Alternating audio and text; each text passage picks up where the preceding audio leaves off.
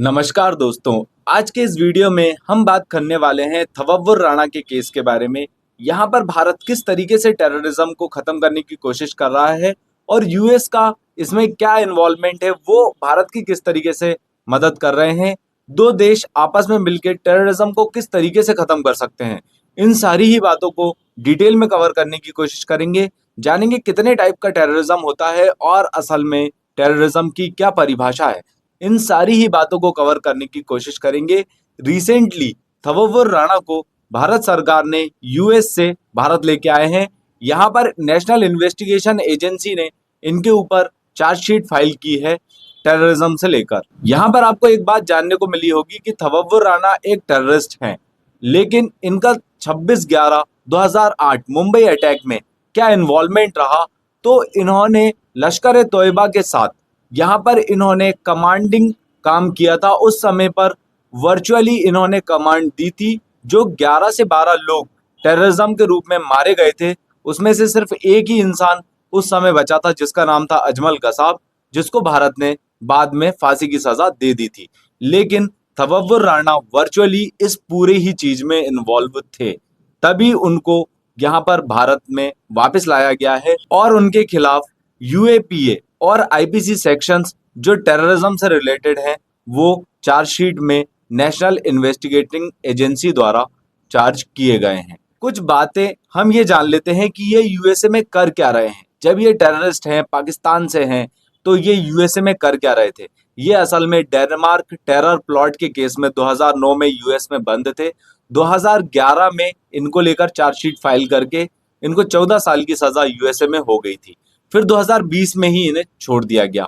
लेकिन इसी बीच में 2018 में भारत सरकार ने इनको लेकर अरेस्ट वारंट जारी किया और फिर जो डिस्ट्रिक्ट कोर्ट है वहां पर इनको पेश किया गया यूएसए में। लेकिन अब देखें तो 2023 में सुप्रीम कोर्ट ने इनको डिप्लॉय करने के लिए मना कर दिया था यूएसए के यहाँ पर। लेकिन 2025 में 10 अप्रैल को फाइनली थवव्वुर राणा को भारत लाया गया और अब यहाँ पर एनआईए ने चार्जशीट फाइल की है। अब ये जो एनआईए है, ये क्या है? ये नेशनल इन्वेस्टिगेटिंग एजेंसी है भारत की, जो कि टेररिज्म से रिलेटेड जो मामले हैं उनको लेकर ये चार्जशीट फाइल करती है, इन्वेस्टिगेट करती है। इसको 2008 में बनाया गया था एनआईए एक्ट के तहत। ये एक स्टैट्यूटरी बॉडी है और साओ मोटो रूप में ये काम करती है। स्वतः ये चार्जशीट फाइल कर सकती है। यहाँ पर ये चीजें हमको एनआईए के बारे में जानने को मिलती है। कुछ बातें यूएपीए के बारे में जान लेते हैं। ये असल में होता क्या है? अनलॉफुल एक्टिविटीज प्रिवेंशन एक्ट, जो कि 1967 में आया था। यहाँ पर जो भी टेररिज्म से रिलेटेड धमकी या वायलेंस से रिलेटेड जो मामले होते हैं टेररिज्म वाले, वो इसी के अंदर आते हैं। अब एक बात यह है कि हम जब से टेररिज्म की बात कर रहे हैं, लेकिन असल में टेररिज्म होता क्या है? जब भी कोई व्यक्ति वायलेंस या थ्रेट या धमकी जिसे हम कहते हैं वो देता है, हानि पहुंचाने की कोशिश करता है या धमकी देता है, वो चीज आती है टेररिज्म में। इसके कई प्रकार हैं। वो लोग यहाँ पर जो टेररिज्म फैलाते हैं वो पॉलिटिकली, आइडियोलॉजिकली या रिलीजियसली उनके कुछ गोल्स होते हैं, वो उसको अचीव करने के चक्कर में यहाँ पर टेररिज्म या दहशतगर्दी फैलाते हैं। इसके कुछ टाइप्स होते हैं, जैसे कि क्रॉस बॉर्डर टेररिज्म। ये चीज आपको मेनली जम्मू कश्मीर में देखने को मिलेगी। वहां पर पाकिस्तान के कारण एक क्रॉस बॉर्डर टेररिज्म हमेशा जो है बना रहता है। एक होता है लेफ्ट विंग एक्सट्रीमिज्म, जिसको हम कहते हैं नेक्सलिज्म। ये आपको मेनली दंतेवाड़ा छत्तीसगढ़ में और कई सारे आउटडेटेड एरियाज में ये चीजें हमको देखने को मिलती है।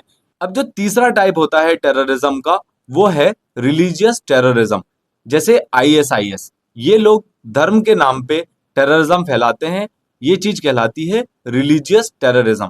एक होता है नार्को टेररिज्म। अब जो नार्को टेररिज्म है वो उसके नाम से समझ में आ रहा है, ड्रग ट्रैफिकिंग रिलेटेड जो मैटर होते हैं वो यहाँ पर आपको मेनली इंडिया पाक बॉर्डर और इंडिया म्यांमार बॉर्डर पे नार्को टेररिज्म मेनली देखने को मिलता है।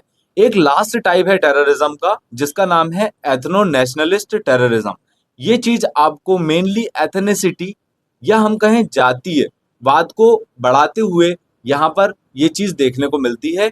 ये मेनली अपनी रीजनल आइडेंटिटी, क्षेत्रीयवाद को आगे बढ़ाने की कोशिश करते हैं अपना खुद का देश बनाने की बात करते हैं।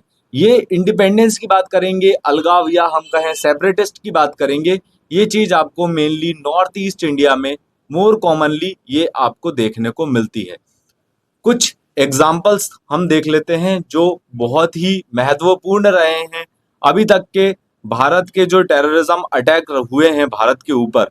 ये चीज़ें हमको कई बार मेंस के एग्जाम में लिखनी पड़ती है। तो 2001 का पार्लियामेंट अटैक जो कि दिल्ली में हुआ था, इसके बाद 26/11 जिसके ऊपर हम ऑलरेडी बात कर चुके हैं, जो मुंबई में हुआ था 2008 में। 2016 का उरी अटैक जिसके ऊपर सर्जिकल स्ट्राइक बनी है, ये तो सब आपने देखी ही होगी।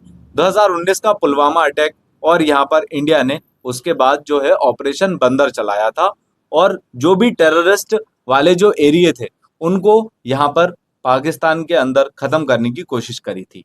यहाँ पर इस पूरे वीडियो में आपको समझ में आया होगा कि टेररिज्म होता क्या है और किस तरीके से टेररिज्म फैलाया जा रहा है, और भारत और यूएस मिलके जो है टेररिज्म को किस तरीके से खत्म करने की कोशिश कर रहे हैं। तवव्वुर राणा को लेकर पाकिस्तान ने एक बहुत ही मजेदार स्टेटमेंट दिया है कि ये व्यक्ति पाकिस्तान के सिटीजन नहीं है, क्योंकि इन्होंने 20 साल से यहाँ के जो भी डॉक्यूमेंट थे उनको रिन्यू नहीं कराया है। अब आप समझ सकते हैं कि जब भी ऐसी कोई घटना सामने आती है तो पाकिस्तान हमेशा इसी तरीके का स्टैंड लेकर अपना पल्ला झाड़ता है। यहाँ पर हमारा वीडियो एंड होता है। अगर आपको हमारा कंटेंट पसंद आता है तो आप इस वीडियो को लाइक कर सकते हैं, आप अपने फ्रेंड्स के साथ इसको शेयर भी कर सकते हैं। हमें सब्सक्राइब करना ना भूलें। Thank you.